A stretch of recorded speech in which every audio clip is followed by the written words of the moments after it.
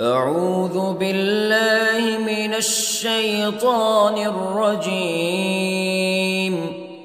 بسم الله الرحمن الرحيم. الرحمن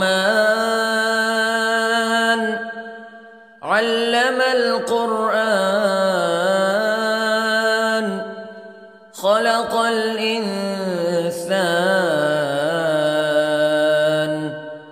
علمه البيان.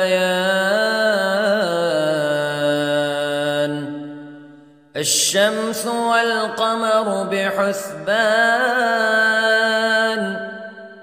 والنجم والشجر يسجدان والسماء رفعها ووضع الميزان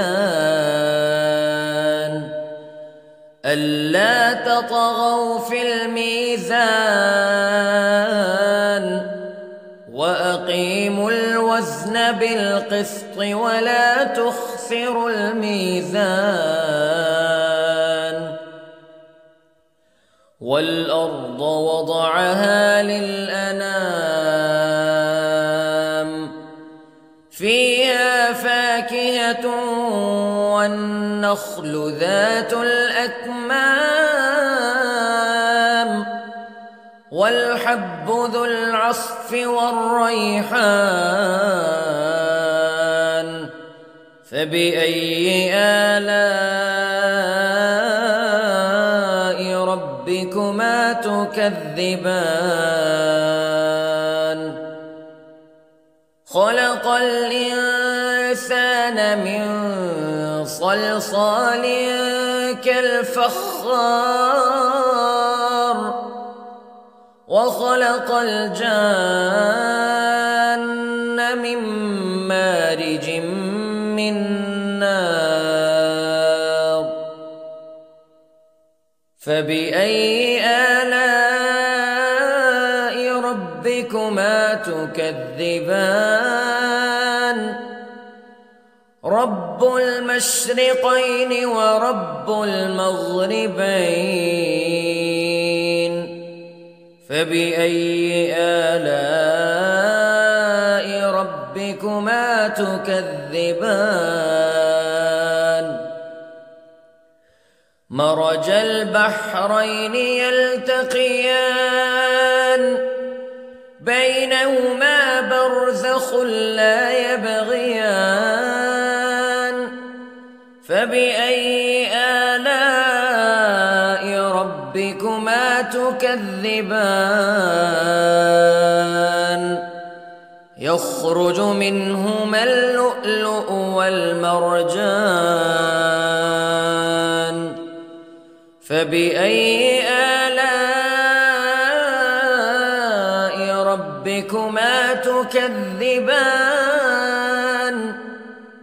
وله الجوار المنشآت في البحر كالأعلام فبأي آلاء ربكما تكذبان. كل من عليها فان ويبقى وجه ربك ذو الجلال والإكرام فبأي آلاء ربكما تكذبان.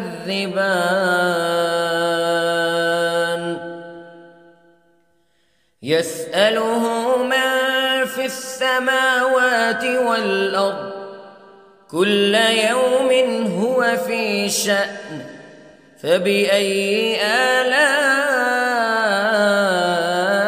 ربكما تكذبان. سنفرغ لكم أيها الثقلان فبأي آلاء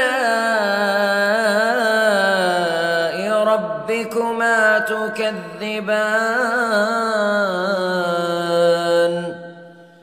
يا معشر الجن والإنس استطعتم أن تنفذوا من أقطار السماوات والأرض فانفذوا لا تنفذون إلا بسلطان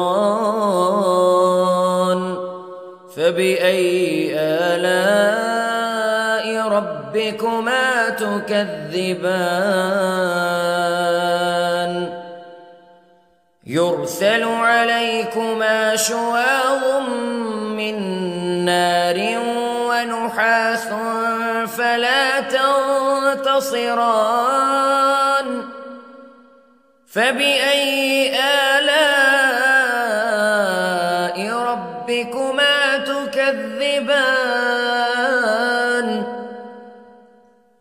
فإذا انشقت السماء فكانت وردة كالدهان فبأي آلاء ربكما تكذبان فيومئذ لا يسأل عن ذنبه إنس ولا جان فبأي آلاء ربكما تكذبان يعرف المجرمون بسيماهم فيؤخذ بالنواصي والأقدام فبأي آلاء ربكما تكذبان هذه جهنم التي يكذب بها المجرمون يطوفون بينها وبين حميم آن فبأي آلاء ربكما تكذبان ولمن خاف مقام ربه جنتان فبأي آلاء ربكما تكذبان ذواتا أفنان فبأي آلاء ربكما تكذبان فيهما عينان تجريان فبأي آلاء ربكما تكذبان فيهما من كل فاكهة زوجان فبأي آلاء ربكما تكذبان متكئين على فرش بطائنها من استبرق وجنى الجنتين دان فبأي آلاء ربكما تكذبان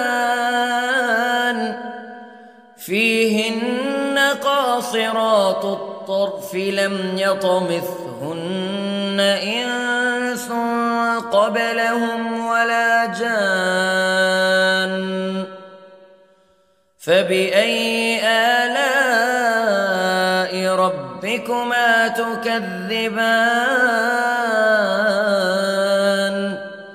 كأنهن الياقوت والمرجان فبأي آلاء ربكما تكذبان هل جزاء الإحسان إلا الإحسان فبأي آلاء ربكما تكذبان ومن دونهما جنتان فبأي آلاء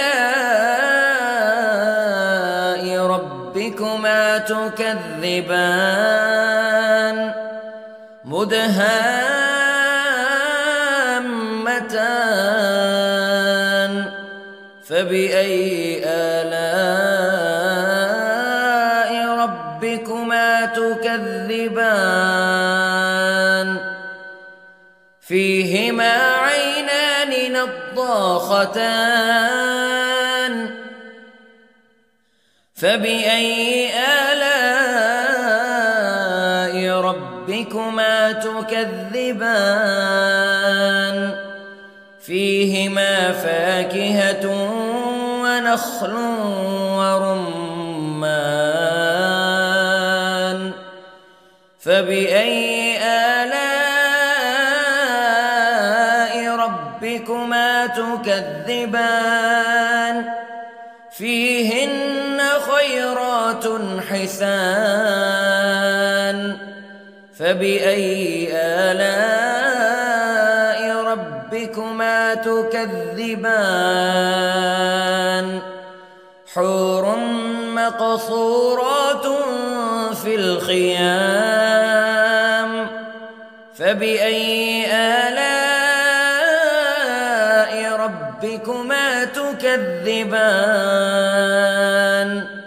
لم يطمثهن إنس قبلهم ولا جان فبأي آلاء ربكما تكذبان متكئين على رفرف خضر وعبقري حسان فبأي آلاء ربكما تكذبان تبارك اسم ربك ذي الجلال والإكرام